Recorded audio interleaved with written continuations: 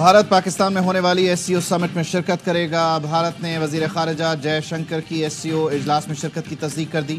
ترجمان نے کہا پاکستان میں دو طرفہ ملاقاتوں سے متعلق تفصیلات کچھ دنوں میں بتائی جائیں گی۔ پاکستان نے بھارت کو ایس سی او سمٹ میں شرکت کی دعوت دی تھی۔ شنگھائی تعاون تنظیم کا سربراہی اجلاس 15 اور 16 اکتوبر کو اسلام آباد میں ہوگا۔ بھارتی وزیر خارجہ جے شنکر کا پاکستان کا یہ پہلا دورہ ہوگا۔ چائنیز صدر کے رستے میں کنٹینر کھڑا کر دیتے ہیں۔ بانی چیئرمین پی ٹی آئی صاحب ہیں، اپنے ادھر ایسٹ کو بھی ناراض کیا، ویسٹ کو بھی ناراض کیا۔ سی پیک پہلے ڈیلے کروایا جب اپوزیشن میں تھے، اور جب گورنمنٹ میں سی پیک کو بالکل آپ نے سلو ڈاؤن کر دیا۔ شنگھائی تعاون تنظیم اجلاس کے لیے 12 ملکوں کے سربراہان پاکستان آ رہے ہیں۔ ایسے میں احتجاج سے کیا پیغام جائے گا؟ چھوٹے موٹے احتجاج ہوتے رہتے ہیں، ہمارا فوکس معیشت پر ہے۔ وفاقی وزیر اطلاعات عطا طارق کہتے ہیں M D I M F نے کہا پاکستان کی معیشت بہتر ہو رہی ہے، پہلے لوگ ٹیکس نہیں دیتے تھے، اب فائلرز کی تعداد دگنی ہو گئی ہے۔ وزیر پیٹرولیم مصدق ملک نے کہا آج کنٹینر لگے ہوئے ہیں، سب کو تکلیف ہو رہی ہے۔ عوام سے پوچھنا چاہتا ہوں آپ کو ترقی کا پاکستان چاہیے یا بربادی کا؟ فساد کی سیاست کی پاکستان میں کوئی گنجائش نہیں۔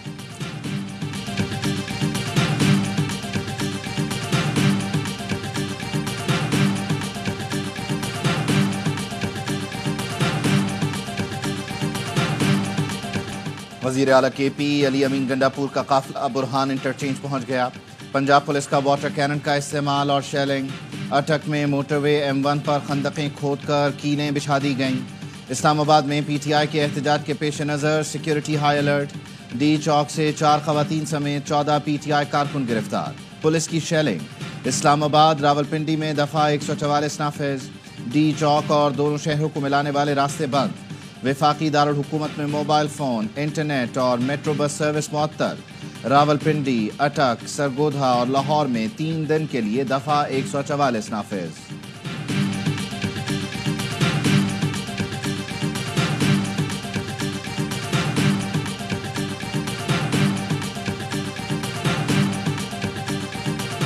یہ پیغام ہے کہ وقت ہے، سب نے نکلنا ہے اور پاکستان کے آئین کے تحفظ کے لیے، حقیقی آزادی کے لیے ہم نے ہر سبھی قربانی دینی ہے، اور انشاءاللہ اللہ تعالیٰ کا فرمان ہے کہ آپ نے کوشش کرنی ہے۔ ہماری منزل ڈی چوک ہے، واپس نہیں آئیں گے۔ وزیر اعلیٰ خیبر پختونخوا علی امین گنڈاپور کہتے ہیں جب تک بانی پی ٹی آئی کی ہدایت نہیں آتی ہم آگے جائیں گے۔ حقیقی آزادی کے لیے سب کو نکلنا ہے، حقیقی آزادی کے لیے قربانی دینی ہے، جیت ہمیشہ سچ کی ہوتی ہے۔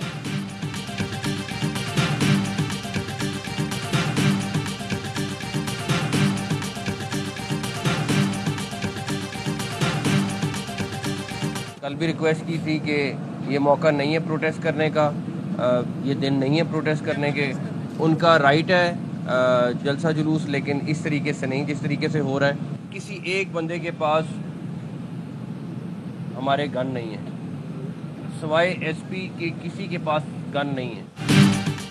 خیبر پختونخوا سے آنے والے اسلام آباد پر دھاوا بولنے آ رہے ہیں، ان کے پاس اسلحہ ہے، امید ہے ہوش کے ناخن لیں گے۔ وفاقی وزیر داخلہ محسن نقوی کی ڈی چوک پر میڈیا سے گفتگو، کہا وزیر اعلیٰ کے پی پہلے پاکستانی ہیں پھر کسی جماعت سے تعلق رکھتے ہیں، امید ہے پاکستانی بن کر سوچیں گے۔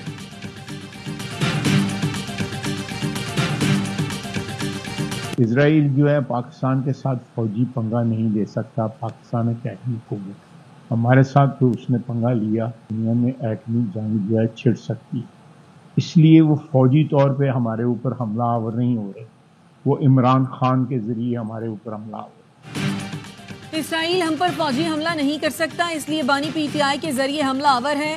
اسرائیل نے فوجی پنگا لیا تو ایٹمی جنگ چھڑ جائے گی۔ وزیر دفاع خواجہ آصف کی ARY نیوز سے خصوصی گفتگو، کہا ایس سی او سمٹ کو سبوتاژ کرنے کی سازش ہو رہی ہے۔ بانی پی ٹی آئی، کالعدم ٹی ٹی پی اور افغانستان میں بیٹھے کچھ عناصر کے مقاصد ایک ہی ہیں، ان سب کا سربراہ بانی پی ٹی آئی ہے۔ یہ اسرائیل کے ایجنڈے پر کام کر رہا ہے، اس شخص سے وطن عزیز کو خطرہ ہے۔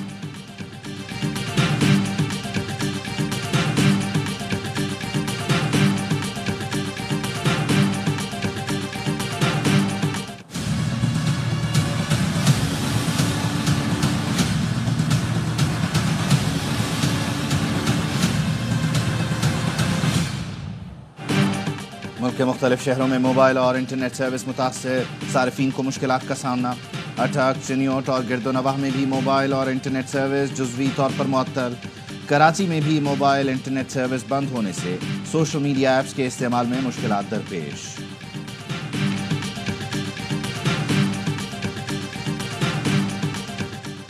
ملائیشیا کے وزیراعظم دورہ پاکستان کے بعد واپس روانہ۔ وزیراعظم شہباز شریف نے معزز مہمان کو نور خان ایئر بیس سے رخصت کیا۔ شہباز شریف نے کہا انور ابراہیم کے ساتھ تعلقات مزید مضبوط کرنے پر اتفاق ہوا۔ پاک ملائیشیا بزنس فورم میں تجارت کے فروغ پر مثبت پیش رفت ہوئی۔ تجارت کے فروغ سے برآمدات میں اضافہ، روزگار کے نئے مواقع پیدا ہوں گے۔ دورے میں ملیشین وزیر اعظم نے صدر، وزیر اعظم، آرمی چیف سے ملاقاتیں کی۔ ملیشین وزیر اعظم کو اعلیٰ ترین سول اعزاز نشان پاکستان سے نوازا گیا۔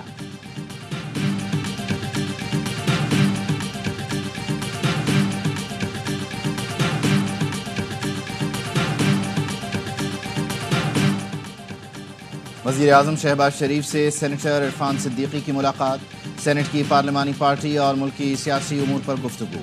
عرفان صدیقی نے وزیر اعظم کو مولانا فضل الرحمان سے ملاقات اور نون لیگ کی سینٹ میں پارلیمانی پارٹی کی کارکردگی سے آگاہ کیا۔ وزیر اعظم کو اقوام متحدہ میں امت مسلمہ کے موقف کو بھرپور انداز میں پیش کرنے پر مبارکباد بھی دی۔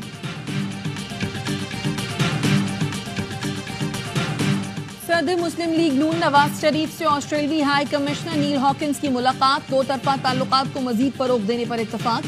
نواز شریف نے کہا آسٹریلوی سرمایہ کاروں کی پاکستان میں سرمایہ کاری پر مکمل معاونت کریں گے۔ زراعت، آئی ٹی کے شعبے میں آسٹریلیا کے تجربے سے مستفید ہونا چاہتے ہیں۔ نیل ہاکنز نے کہا پاکستان کے ساتھ تعلقات مزید فروغ دینے کے لیے کوشاں ہیں۔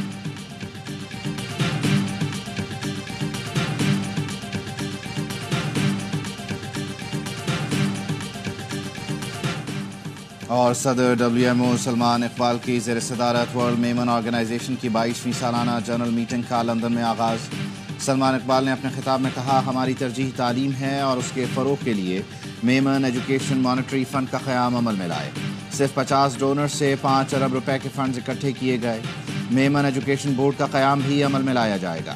آرگنائزیشن کے آئین نے WMO کو جوڑ کر رکھا ہے۔ WMO کے نئے US چیپٹر کا بھی آغاز کیا ہے۔ سالانہ جنرل میٹنگ میں امریکہ، مشرق وسطیٰ، جنوبی افریقہ، سری لنکا، پاکستان، بھارت اور یورپ سمیت برطانیہ کے مختلف شہروں سے میمن کمیونٹی کی اہم شخصیات کی شرکت۔